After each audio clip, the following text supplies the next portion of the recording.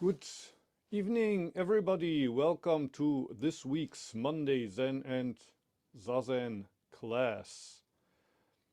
It's quite cold.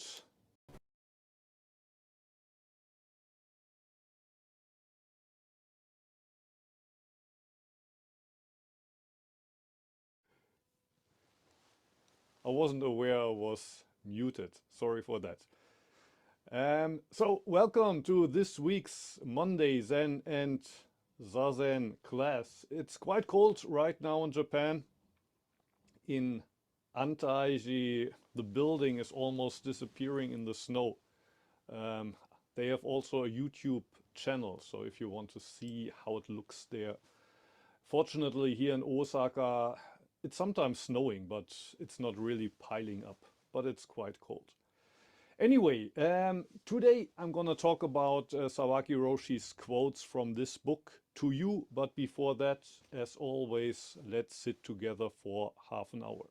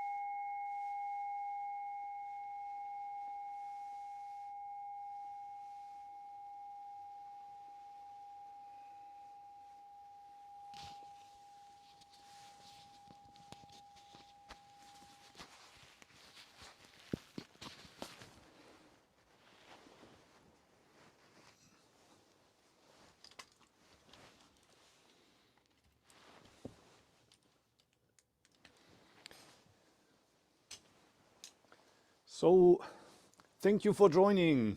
Let me start to talk about Sawaki Roshi's quotes to you. For those of you who have the printed version, we are on page 50. So, somewhere into chapter 9. The wild geese leave no traces, yet no matter where they fly, they never lose their way. This must be an old poem, but I'm not quite sure who the author is.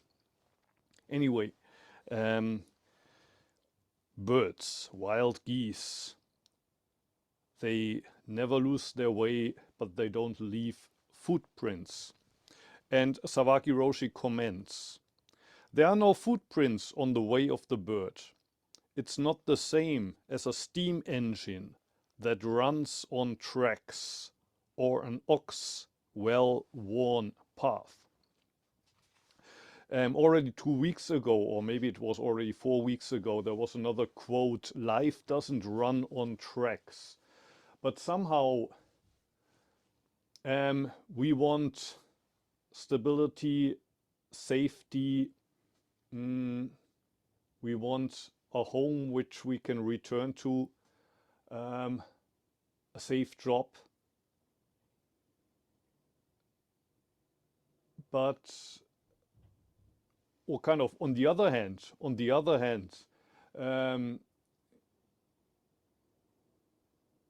we want this kind of safety, stability, something to identify with. But on the other hand, also, how do you say, especially maybe we Westerners, we don't really want to follow a trodden path, or kind of, we want to always be a little bit original, a little bit different from the others. But birds don't follow a path, but also birds don't try to fly just a little bit different than the others. So birds are not attached to form, but birds don't also they don't feel the necessity to deny form, to kind of break through the form. While most of us, we are attached to one or the other, or maybe both at the same time. We need some form, but also we need to prove to everybody that we're not attached to the form, that we're free from the form. But as long as you have to prove that you are free from the form, you're not really free from the form. Here.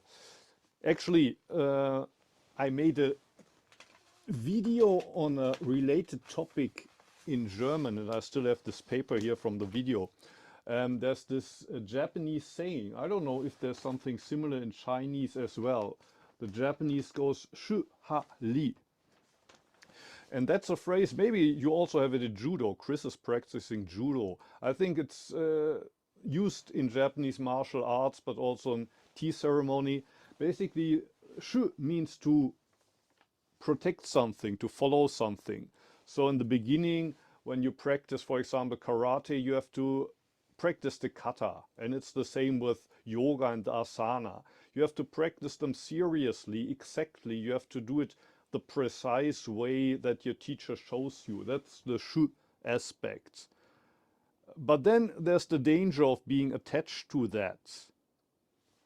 And therefore the next step, and usually that can take many years, maybe a decade or two, until you get to the second stage, which means to break free from the form.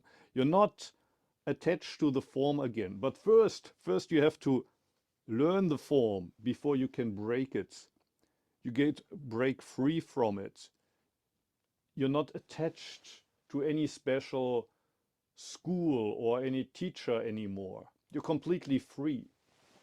But then there's the danger of being attached to this breaking free, to be original.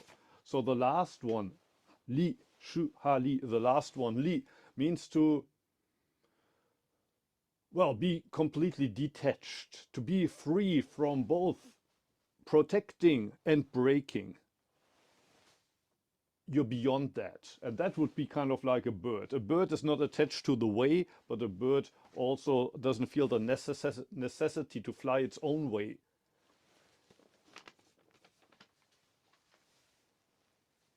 And it's probably the same with arts that you practice or Zen as well. Form is very important. The teaching of the teacher is important, but then when you attach to it, it's also important to be able to break free from it. But then don't make the mistake to be attached to this idea of, I need to break free. Okay, so much to the flying birds. The next quote, don't we live from moment to moment? How could we possibly take life, analyze it, systemize it, and file it away? So what's life? What's the meaning of life? What is Zen? What is Buddhism or yoga? We always try to understand, analyze it, and then file it away. But how can you analyze something that's living and raw and changing from moment to moment? It's kind of like trying to analyze the moving ocean. Of course, I'm sure there are scientists that actually study the ocean and analyze the ocean. But how can you really analyze it when it's in motion and when you're part of the ocean? The point of science is that you take yourself out of the equation. But in the case of life, how can we possibly view our life at this precise moment from an outside perspective?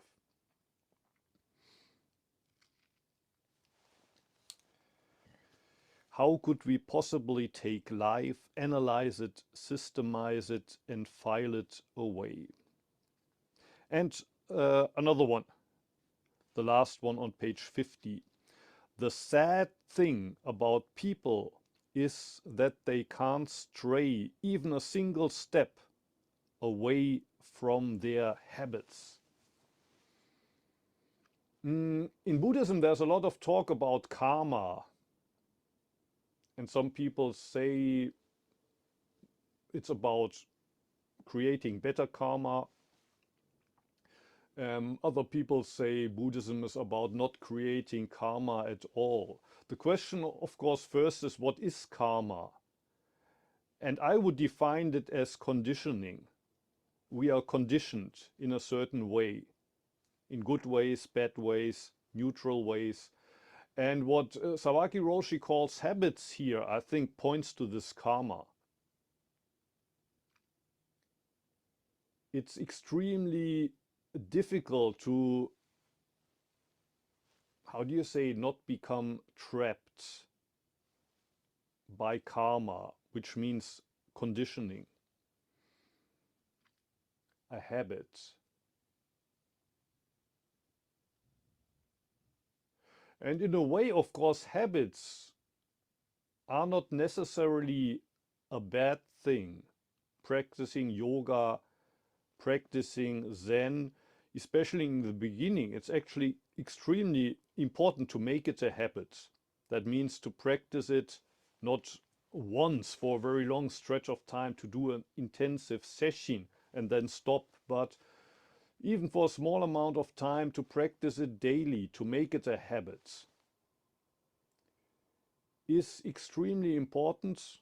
But then you have to take care when it becomes a habit that you don't lose the kind of freshness that you have in the beginning.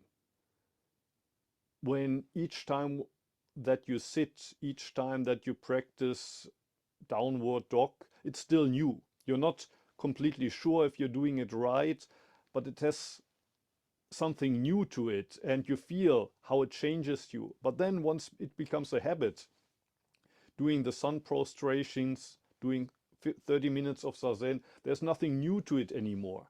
And why do you do it anyway? Well, because it has become a habit. But that's dangerous. So, in a way, it's helpful to practice daily to make it a habit, but then take care that you don't fall into this trap of just sticking to the habit. Again, has something to this shuhali kind of thing. Shu would be creating the habit, making it a habit. But then you also need to break out of the habit.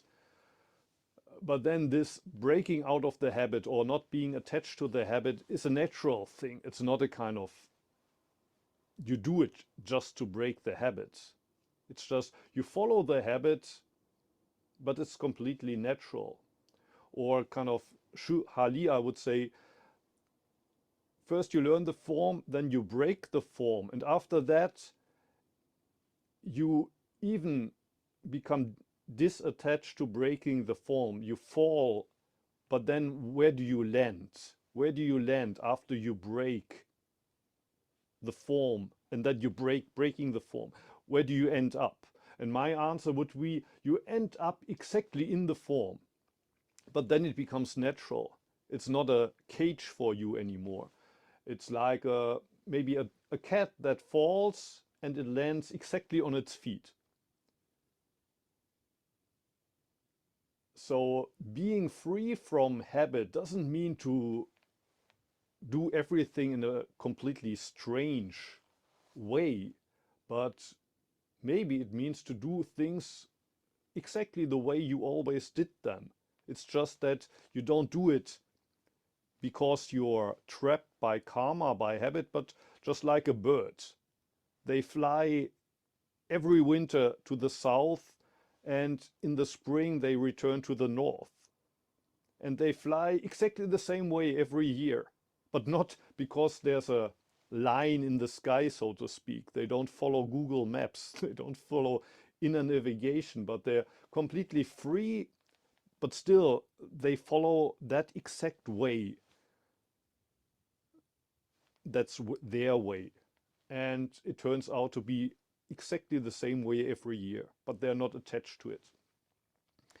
Um, how about you? Do you have any questions? Anything you would like to share? We still have 15 minutes or so. I can continue talking, of course, but if you have questions or things you would like to share, you're welcome to do so. Diane, please. Hello, Muho. It's so nice to see you. My Um, pleasure.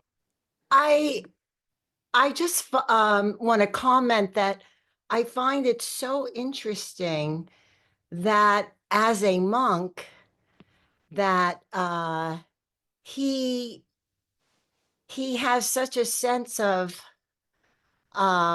freedom and not following rules and all of these sayings and his thoughts are to me about not being restricted. Yet Hmm. I wonder if that's compatible, how that is compatible with him being a monk. Does that, because I see that as being in a that sort of life, Hmm. that Hmm. there are habits and you must do things the same every day, and you have your uh everyone has to be sort of following all of these things, and yet he talks with such freedom and just letting go and don't be restricted. And so it's Hmm. almost like maybe in his mind, no matter what is happening around him, he is not consumed with anything. Hmm. Hmm. Hmm. Does this make any kind of sense to you, what I'm Hmm. trying Hmm. to say? I With think his so. I think with so. his Yeah. life. Hmm. I mean, I find it fascinating, Hmm. Hmm. Hmm. because he's not necessarily out in the world experiencing all of these things or having so many obligations or, you know, I just am trying to fit that in with the life of his whole life he was a monk, correct? I mean, as far as adult life. Yes, yes. Okay. But actually, in this kind of unrestricted way, not being attached to rules, he's following a long tradition in Zen. Already in China, you have all these monks that burned Buddha statues or used the scriptures to clean their behinds. There's this famous saying of Rinzai, when you meet the Buddha, kill the Buddha, which basically means don't be attached to this idea of the holy Buddha. Or when Bodhidharma was asked, what is the one holy teaching of Buddhism? Bodhidharma answered, it's open and wide, there's nothing holy. So actually Zen has had this image of being unrestricted, not being attached to forms and rules right from the beginning. And that has always also led to kind of people having the image that Zen monks are a little bit crazy. And maybe the Zen monks themselves cultivating this image of the crazy monk. And therefore, I think there's always been waves. For example, Dogen was one who has warned against this, being attached to the idea of the crazy Zen monk and dancing naked in the rain or stuff like that. So Dogen Zenji said, yes, there were monks who burned Buddha statues or who used the scriptures to clean their behinds, but it was done with a purpose. It was kind of breaking the rules, but not for the, how do you say, for the end of breaking. It was not a means in itself, but they want to open the eyes of people. So I could imagine that Sawaki Roshi lived at a time where people kind of tended to be attached to rules, and he made a point of this kind of unrestricted behavior. But according to Uchiyama Roshi, his disciple, he was also could be very precise about how to do gasho, how to put up an incense stick. So Uchiyama Roshi said he was yelled at more than once because the incense stick wasn't precisely straight. Um, so it's always about the balance. When people get attached to following the form, Sawaki Roshi will play the unrestricted Zen master, but then people develop this attitude, oh, it doesn't really matter if the incense stick is straight or not. Who cares about form? Then I think Sawaki Roshi could be very precise as well.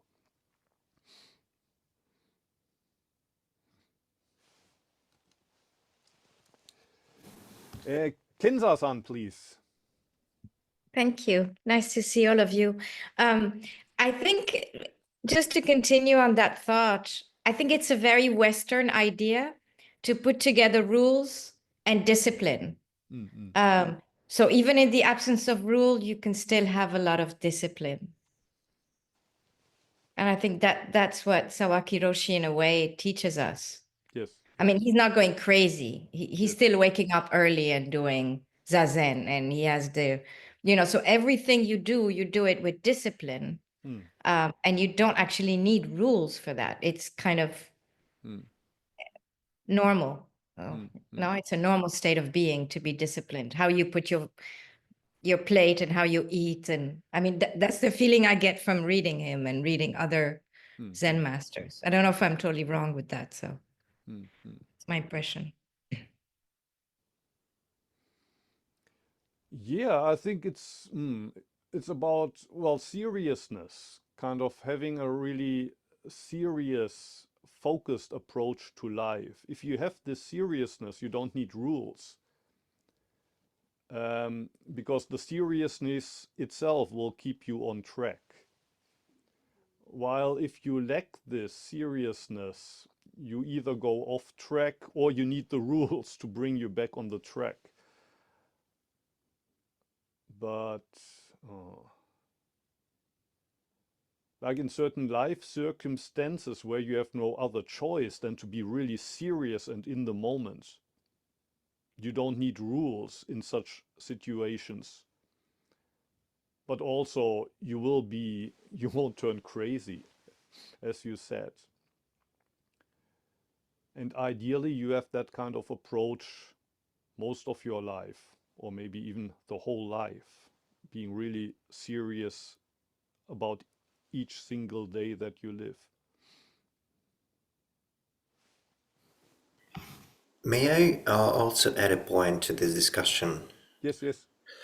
So, I've recently finished reading a book. Probably most of you know about it. It is called Eat, Sleep, Sit, a year in Japan's most rigorous Zen monastery, which is about Eihiji, a monastery settled by Dogen himself. And the whole point about this book and about the experience that one character had there is the strictness of those rules. So even which leg you must put into the bathroom first, or which hand to wipe your butt. So everything was defined. And I have a question still. Where is that point of breaking those rules? Because I couldn't find one while reading that book. Moreover, I was really concerned with the stories of the other monks who, while following that strict discipline, ended up in hospital. Like the amount of food consumed was so scarce, and the overabundance of carbohydrates of rice made people sick. And was it really meant to be that way, that people ending up in a hospital? So what do you think about it, Muho, and maybe everyone else? Well, of course, if people end up in the hospital, it's a problem. But as I said about this, the shu in Shuhali, that can take years, maybe even a decade or two. The idea is that you completely disappear in the rules. And when you completely disappear in the rules, you don't need the rules anymore. Then you're ready to break them. But strict practice, like it's done in Eheji, the idea is to, in a way, free yourself from yourself by giving you a frame that you can disappear in. And it's a frame that regulates everything from morning to night, even the exact way you use the toilet.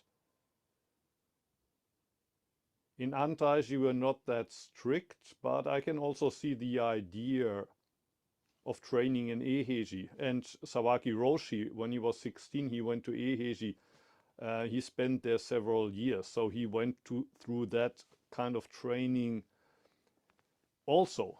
Otherwise, I mean, if he would have been this unrestricted monk right from day one, it would be much less convincing.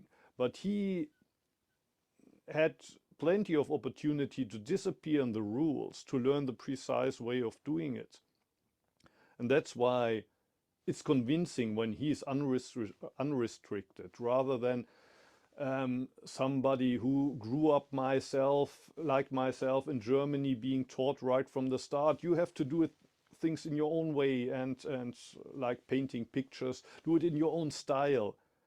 But like even this calligraphy probably looks quite unrestricted, quite wild. But I'm 100% sure that the calligrapher, he learned to do it in a very exact way, that he learned to write all of the characters in a very exact way, and only after that it has the really power when you do it in an original way. If you try to do it original from day one, there's nothing that's touching people's heart. So I think there's a meaning to this very, very hard practice, like you do it in Eheji as well.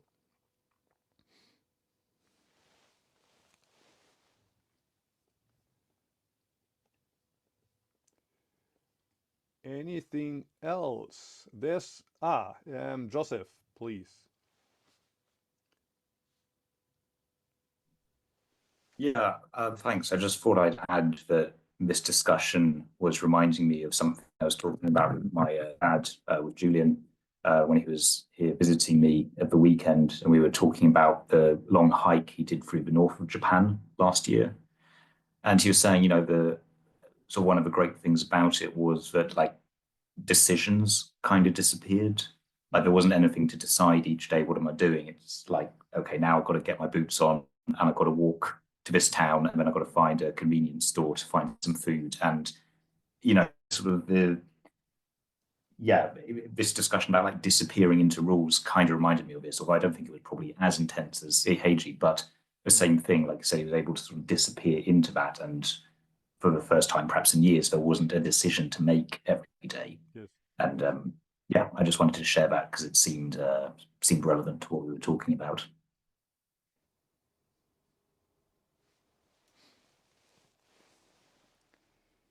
Anything else that you would like to ask or share?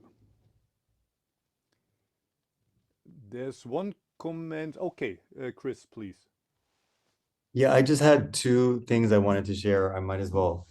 So the first comments and the part about the geese, I really like this. It reminds me of like Dogen had this question when he was younger in Japan, like why, if you already have Buddha nature, why do you have to do anything? Why do you have to practice? And it reminds me when I was younger, and then I had a Zen martial arts teacher, and I think he was talking about the ultimate truth. Like there's nothing is ultimately good or bad, although he framed it as everything is good.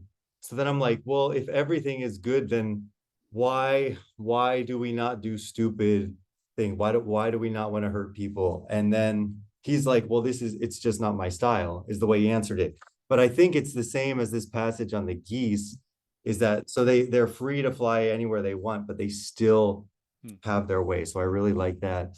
And the second thing I wanted to share was you were talking about getting attached to the rules. It reminded me of when, like long ago, I wanted to get rid of a lot of possessions. So I started trying to minimize things, donate books to libraries, and then it became like an obsession. So like the idea to try to free myself or to live a lifestyle like Dogen would talk about, or live more like a monk, but then it kind of became the opposite because you can never really get rid of everything. And then later, you go back to having a more normal relationship with things and being less attached. So I just wanted to share those two things I thought of during your talk today. Thank you.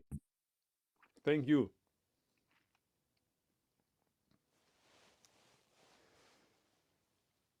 Anything else you would like to ask or share?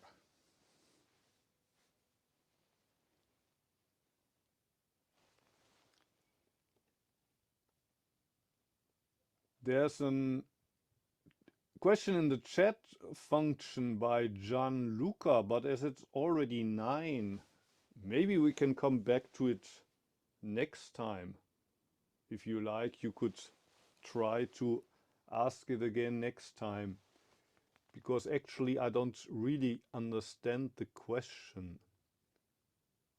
Maybe you can think about it once more, or you can also email me in private and I will try to answer it by email.